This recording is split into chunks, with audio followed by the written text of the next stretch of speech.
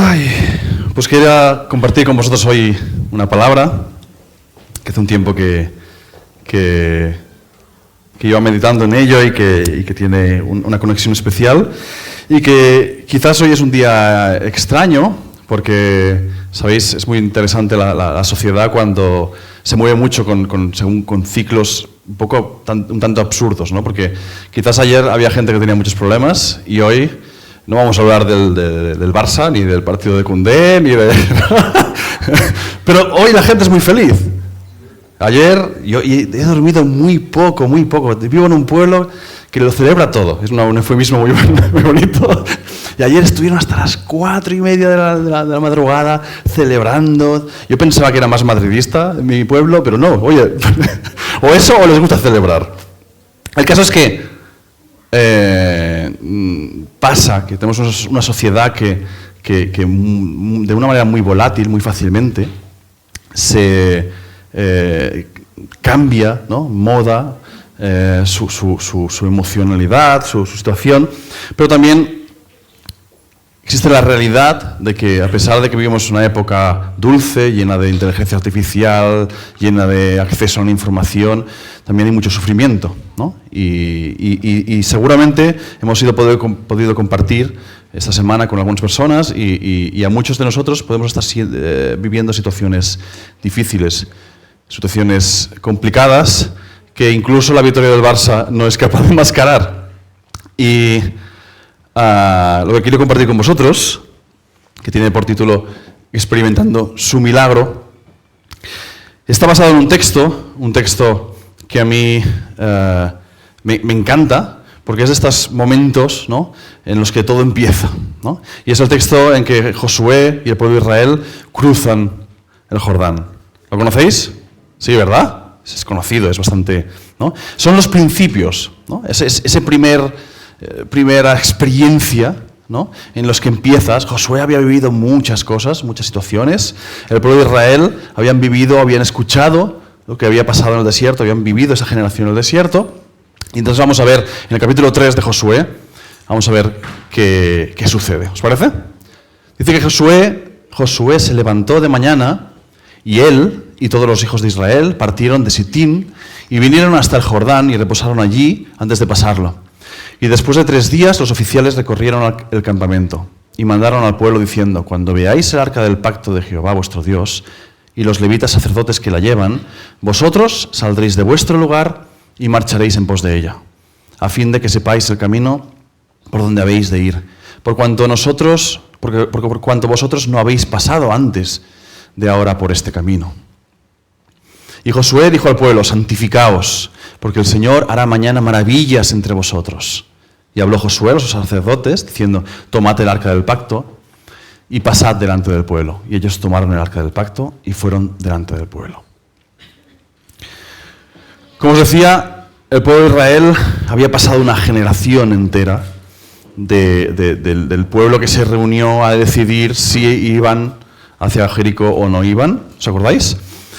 Esa generación había muerto y estos eran los hijos, y muy probablemente la mayoría de la generación de este pueblo que está al otro lado del Jordán no vivió de primera mano. Quizás ha oído, quizás alguno era muy pequeñito y no tenía conciencia del todo, ¿no? Pero no vivió el Mar Rojo. Es una generación que creció recogiendo maná. ¿Os imagináis? Ir cada mañana, salir a la tienda, ya decimos tienda y ahí los niños yo creo que se piensan en el Carrefour. No. Salir de una tienda de campaña donde vivían, móviles como nos compartía Darío hoy, ¿no? Abrían la tienda, salían y encontraban allí pues ¿qué es esto? ¿Qué es lo que significa maná? ¿No? Algo blanco que cogían y podían utilizar para cocinar, ¿no? Y llovían codornices, ¿no? Y dices, era el día a día. Eran milagros, pero era el día a día. Crecieron muchos de ellos con esto. Probablemente ni siquiera valoraban el tema. Y podemos ver, ¿no?, en todo el libro de Éxodo y Números, y podemos ver pues cómo el pueblo de Israel vez tras vez pues tenía esa actitud quejumbrosa, ¿no?, de no valorar lo que tenían. Pero esta situación les creaba un desafío, ¿no? Esta situación era diferente. Josué mismo lo dice, seguid, ¿no? Porque no sabéis, no habéis andado nunca por este camino. Incluso piensa un poco, y 40 años por el desierto, ¿os imagináis?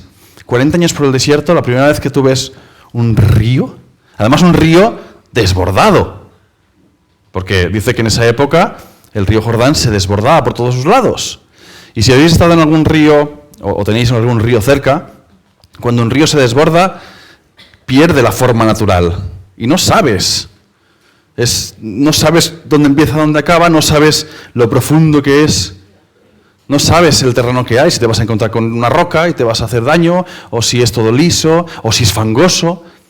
Te crea una incertidumbre. Probablemente no sabían ni siquiera nadar. Puedes ver en la historia y puedes ver cómo habían tenido momentos puntuales, sí que había el lago de Mara, ¿no? Pero aparte de eso, era agua brotando de la peña un par de veces, ¿no? Era una provisión sobrenatural, pero no estaban acostumbrados a ver río en movimiento, agua torrencial, agua marrón. Nosotros tenemos en Cardona el Cardener, y cuando llueve un poco, ese río es marrón. Es agua turbia, es agua en la que no ves nada. Pones la mano y no ves nada. Y este es el desafío que tenían, ¿no? Y Josué le dijo a los hijos de Israel, seguimos leyendo el versículo 9, acercaos y escuchad las palabras del Señor vuestro Dios.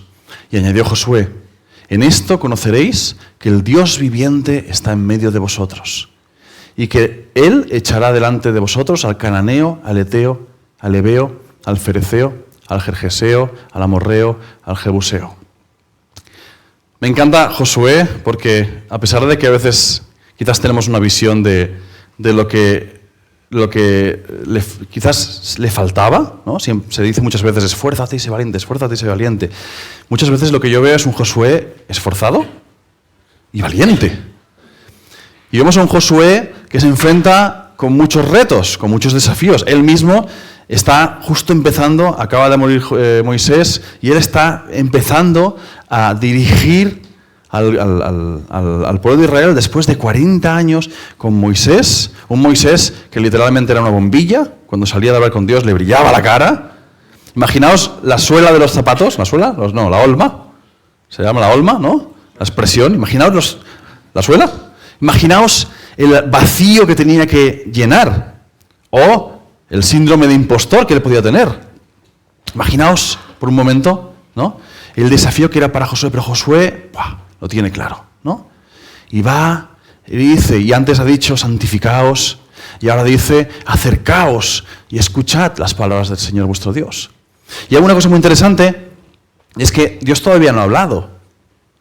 Es en el versículo siguiente, el versículo 11, en el que Dios habla y le da unas instrucciones a Josué. Pero Josué tiene una relación y una convicción con Dios y sabe que cuando hay una situación, cuando hay un problema, cuando hay una crisis, cuando hay un cambio, cuando hay un desafío, tú vas a Dios y Dios responde. Y además va más allá. Y Josué sabe que Dios es un Dios vivo, es un Dios creativo, es un Dios veraz y fiel y que les va a librar, va más allá. No está pensando en el Jordán, no se queda en lo inmediato que tiene, que no ve. Quizás él no sabe cómo va a cruzarlo, si no le diría, esto lo arreglamos así, así, así. Ingeniero de puentes y caminos, ¿no? Esto hacemos aquí una cosa, no sé qué, no sé cuándo. No. O sea, no era imposible porque los espías ya habían pasado, quizás era un momento diferente, no había tanto agua, pero él va más allá y ya está pensando en el futuro. Y dice, en esto conoceréis a este Dios viviente, en que va a echar lo que está ocupando un lugar. La tierra prometida, están a las puertas de entrar en la tierra prometida. Tienen un reto increíble, pero esa tierra está habitada. Esa tierra que había sido en promesa y habían vivido allí ya, Abraham mismo vivió allí, Isaac, Jacob. Esa tierra está ocupada. Hay pueblos que la han ocupado y además han ocupada. No es como uno ocupa que entra y te cambia el cerrojo, ¿eh? Aquí han montado murallas, han montado ciudades, reinos enteros. establecidos en esa tierra. Y la fe de Josué, vaya. El pueblo, os decía, habían vivido en el desierto, probablemente el pueblo ni siquiera sabía nadar. ¿Os habéis pasado? ¿A alguien le ha pasado? ¿Alguien tiene el recuerdo de haber vivido? Claro, nosotros los que hemos nacido aquí, yo no tengo recuerdo de ver el mar por primera vez. Pero conozco a personas que han vivido siempre en el interior y la primera vez que ven el mar es impactante. Cantidad de agua, es impactante y a la vez es algo muy que te humilla. Porque dices, no me atrevo a meterme. No sé qué hacer con tanta agua. El pueblo de Israel no había tocado tanta agua en su vida. Así que está en una situación, en un desafío, ¿no?, en el que tienen que acercarse a Dios porque no saben qué hacer. Y con el desafío siempre hay la solución. Vamos a ver la solución. Dios dice, he aquí el arca del pacto del Señor de toda la tierra pasará delante de vosotros en medio del Jordán. Tomad pues ahora 12 hombres de las tribus de Israel, uno de cada tribu. Fijaos en este versículo, ¿vale? Tomad pues ahora 12 hombres de las tribus de Israel, uno de cada tribu. Porque si leemos por capítulos, esto queda aquí y luego vamos a volver aquí. Y cuando las plantas de los pies de los sacerdotes que llevan el arca del Señor, Dios de toda la tierra, se asienten en las aguas del Jordán, las aguas del Jordán se dividirán, porque las aguas que vienen de arriba se detendrán en un montón. Aquí aparece un personaje extra en el que hemos visto antes, ¿no? Los sacerdotes. Los sacerdotes eran los encargados de servir en el tabernáculo, eran los encargados de adorar y de interceder por el pueblo. Y esa intercesión se hacía a través de adoración también. Y adoración, el concepto de adoración, y no quiero alargarme con esto porque se va pasando el tiempo y tengo la tendencia a alargarme, la adoración es sacrificio, es sometimiento. Y vemos aquí a los sacerdotes que se les encarga una cosa que no es fácil, porque todos los miedos, todo el desafío que el pueblo siente, ellos tienen que someterse a Dios, creer en Dios y dar un paso de fe, un paso literal, porque dice que tienen que entrar, tienen que sumerger sus pies, tienen que asentar los pies en las aguas, tienen que poner los pies y estar ahí. Y en el momento en el que los sacerdotes, todos, ¿no? Yo siempre me he imaginado esta escena. Sabéis que los sacerdotes llevaban, el arca del pacto tenía unas argollas y ponían una vara, entonces iba uno delante, otro detrás, uno delante, otro detrás. Yo pienso siempre en los dos de delante, porque los dos delante se metieron más que los dos de atrás, ¿no? Y no sabes, y vas dando pasos de fe, a pesar de que el agua te vaya subiendo, das pasos de fe y vas entrando, ¿no? Y en el momento en que ellos entran dentro, el agua se detiene. Y sabéis, hay una cosa muy interesante, me resulta muy interesante porque generalmente somos de repetir, de copiar y de buscar patrones. ¿Sí? O sea, el ser humano busca, copia, identifica patrones. Patrones en la sociedad, patrones en los ruidos. La música no es más que ruido, ordenado. ¿Y en base a qué se ordena? Si hoy en día le pusieras a Mozart, no sé, tecno, se arrancarían las orejas. Pero hasta él podría identificar, bueno, Ana, hay un patrón, ¿cierto? Bueno, solo hay un patrón, es una higiene, es broma.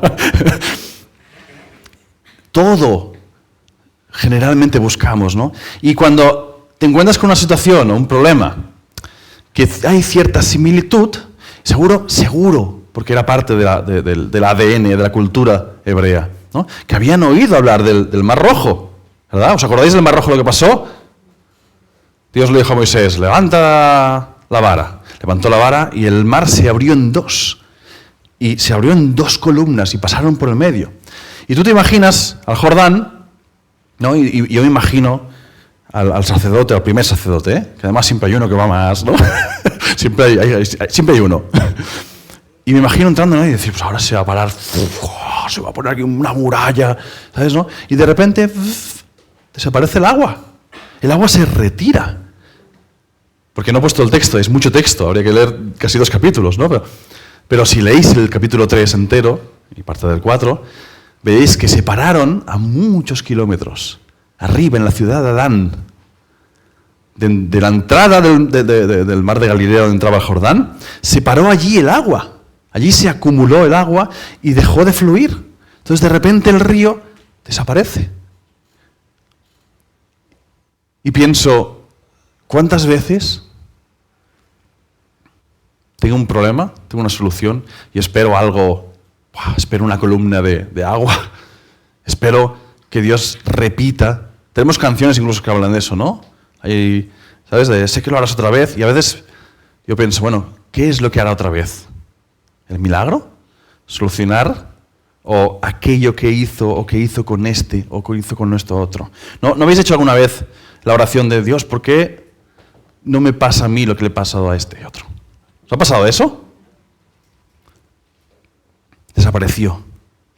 El agua se desapareció y dice que el pueblo entero cruzó en seco. Cruzó en seco. El milagro es la solución al desafío que tenía el pueblo. El Señor suplió. Y no quedó aquí la historia, sino que, ¿os acordáis de los 12? ¿Os acordáis del versículo que decía, escoge a 12? Pues yo... Dice que, voy a seguir un poco más, el capítulo 4 sigue la historia, dice que cuando toda la gente hubo acabado de pasar el Jordán, Dios habló a Josué por segunda vez. Fijaos, porque Josué ya había dicho, escoge a 12, ¿no? Pero en ese momento Dios habla, o sea, Dios pone esa idea, pone ese deseo, esa iniciativa, y Dios habla a Josué diciendo, tomad del pueblo 12 hombres, uno de cada tribu, y mandadles diciendo, tomad de aquí en medio del Jordán, del lugar donde están firmes los pies de los sacerdotes, 12 piedras, las cuales pasaréis con vosotros, dice, y levantadlas en lugar donde habéis de pasar la noche. Para que esto sea señal entre vosotros, y cuando vuestros hijos preguntaren a vuestros padres, a sus padres mañana, diciendo, ¿qué significan estas piedras? Le responderéis que las aguas del Jordán fueron divididas delante del arca del pacto del Señor cuando ella pasó en el Jordán. Las aguas del Jordán se dividieron y estas piedras servirán de monumento conmemorativo a los hijos de Israel para siempre. Y aquí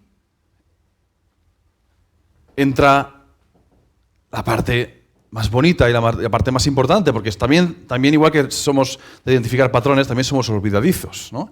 Hemos ido hablando, Xavi nos ha hablado muchas veces de un diario, ¿no? de apuntar las cosas. Yo tenía un predicador en una iglesia que él hablaba incluso de diarios de oración, ¿no? De apuntas y luego vuelves y dices, ostras, si esto está contestado y no me había dado cuenta, ¿no? El testimonio es muy importante. Aquí les encarga, dice, escoged uno de cada tribu y coged una piedra como testimonio y levantarla. Y fijaos porque dice además que la lleven con ellos hasta el lugar donde pasarán la noche. ¿Sabéis? Fue un día de camino. Creo que eran unos 20 kilómetros. Y yo, Isra, ¿estás fuerte hoy? Venga, voy a escoger a Isra como mi paladín.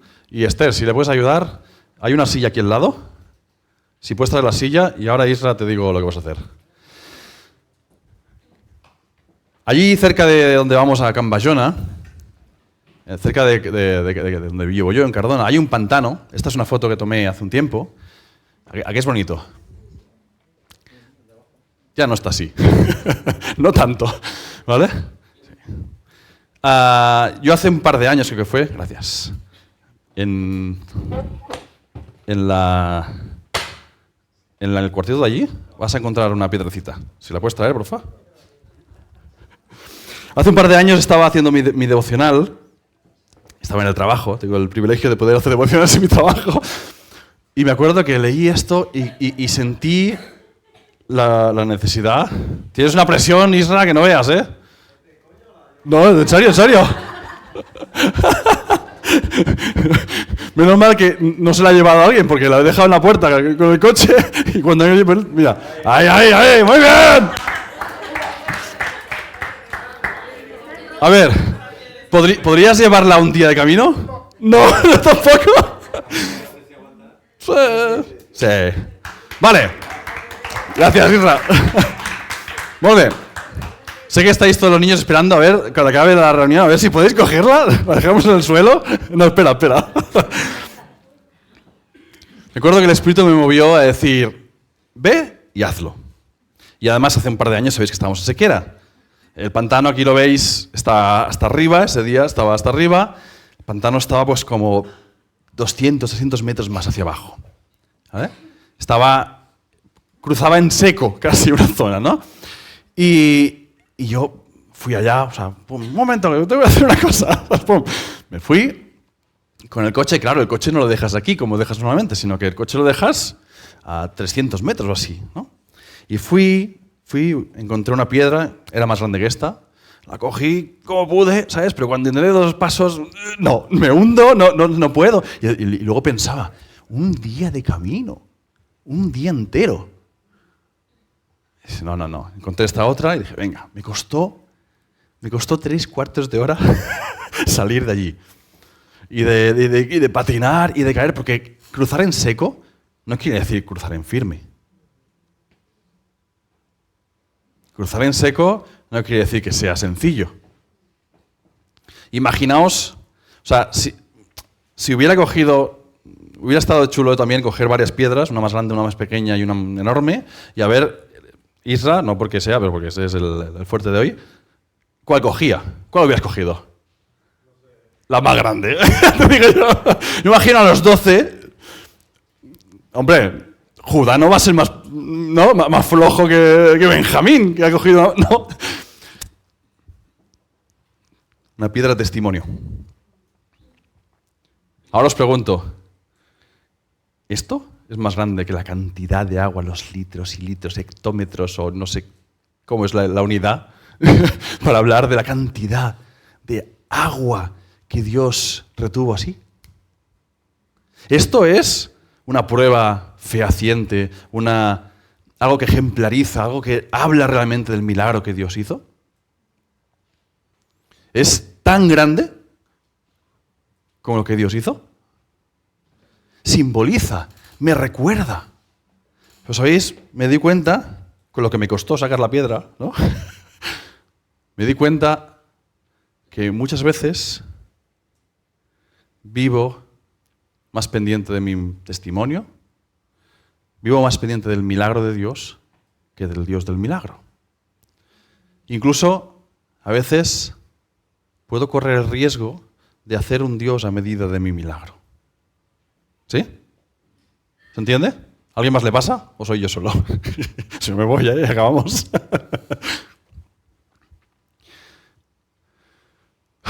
Vamos a hacer un poco más práctico, ¿os parece? Cosas prácticas que podemos hacer. Hay unas cuantas y se me acaba el tiempo. Prioriza tu situación.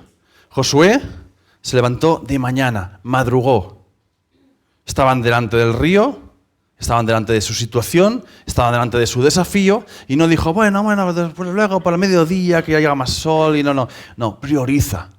No dejes para mañana lo que puedes hacer hoy. ¿Vale? No prolongues, no pospongas, no procrastines. Faraón Moisés le llama a Moisés y dice, oye, que está lleno de ranas, quítamelas. ¿Qué dice Faraón? No, Moisés le dice, ¿cuándo quieres que las quite? Y Faraón dijo, mañana. No seas como Faraón. No duermas entre ranas. No sé si las analogías las pilláis, yo hago muchas analogías, ¿vale? Prioriza tu situación. Deja reposar tu problema. Dice que fueron de mañana. Es como, o sea, lees el texto y no lo entiendo. Madruga con el pueblo para enfrentarse a la situación, pero luego dice que están esperando 3 días. Está esperando 3 días. Además, sabéis que el número 3 habla de esa divinidad. Deja reposar tu problema, descansa en Dios. Santifícate. Y sé que es una palabra que puede sonar muy religiosa, pero santificarse no es más que apartarte de lo que te ensucia, de lo que no te hace bien. Adora. Y si no puedes adorar, rodéate de adoradores.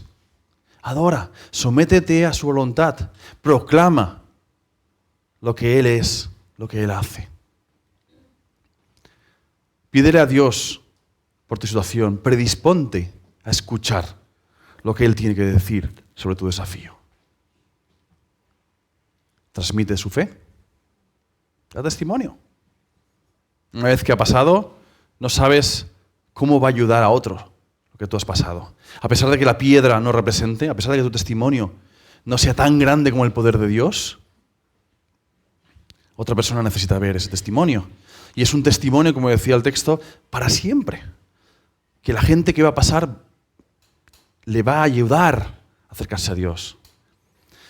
Y por último, disfruta su milagro. Y si me permitís unos minutos más, me gustaría hacerlo todavía más práctico. ¿Se puede? ¿Os parece? ¿Sí? Prioriza tu situación. Vamos a la Biblia. Dios, Dios mío, eres tú. De madrugada te buscaré. Mi alma tiene sed de ti y mi carne te anhela. En tierra seca y árida donde no hay agua. He buscado todo ejemplos en los Salmos. David es un ejemplo maravilloso de pruebas, de situaciones, de desafíos y de aplicar estos principios. Deja reposar tu problema. Estad quietos y conoced que yo soy Dios. Seré exaltado entre las naciones y enaltecido seré en la tierra. Santifícate, dice el salmista, crea en mí, oh Dios, un corazón limpio y renueva un espíritu recto dentro de mí. Adora. Dice, pero tú eres santo, tú que habitas entre las alabanzas de Israel. Esta es una parte muy importante, ¿eh? ¿Os acordáis de Pablo y Silas que hacían en el fondo de la cárcel? Adoraban. Nadie dice que su alabanza era, cantaban como los ángeles. A lo mejor no. A lo mejor cantaban como becerros. No, becerros no. Becerros no. Bueno, es igual.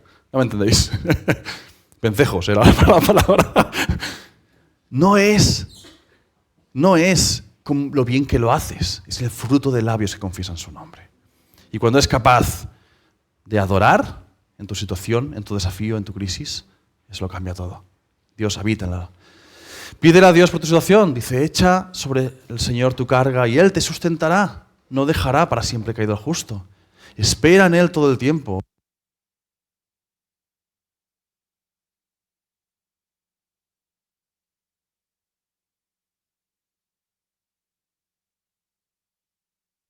Derramad delante de Él vuestro corazón. Dios es nuestro refugio. Me encanta esta expresión, derramad delante de Él vuestro corazón. No hace falta ni que sean ni palabras bonitas, ni frases bien construidas.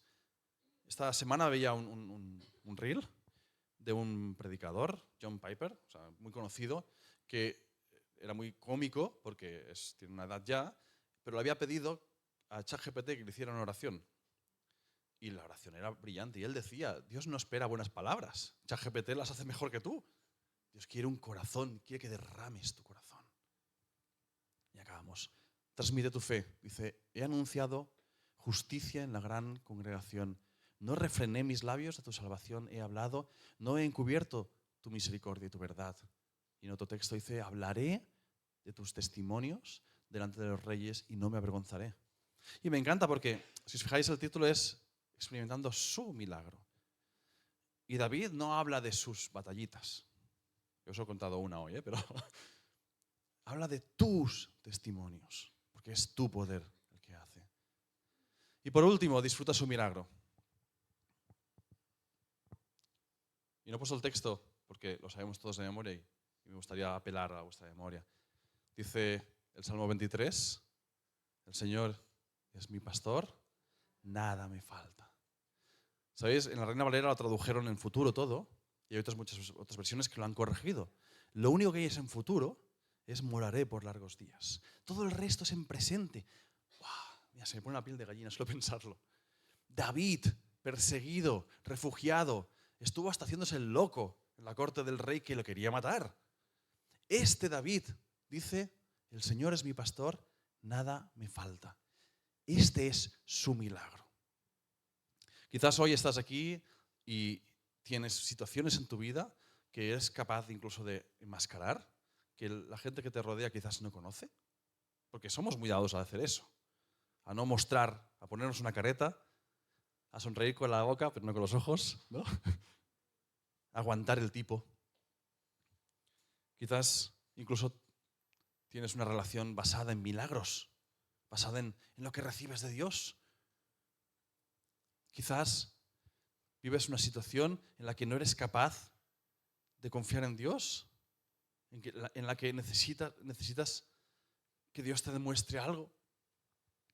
Quizás vives una situación en la que ni siquiera estás seguro de qué crees.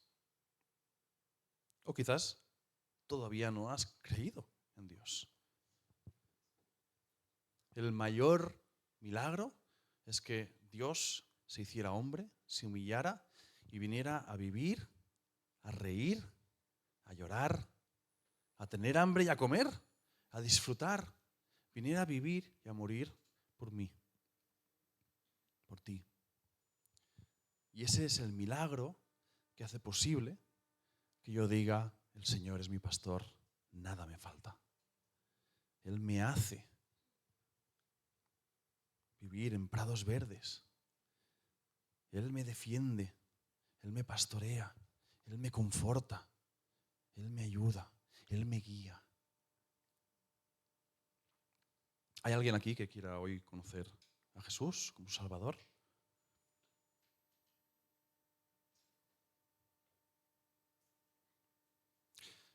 Si os parece, si el grupo de adoración puede volver.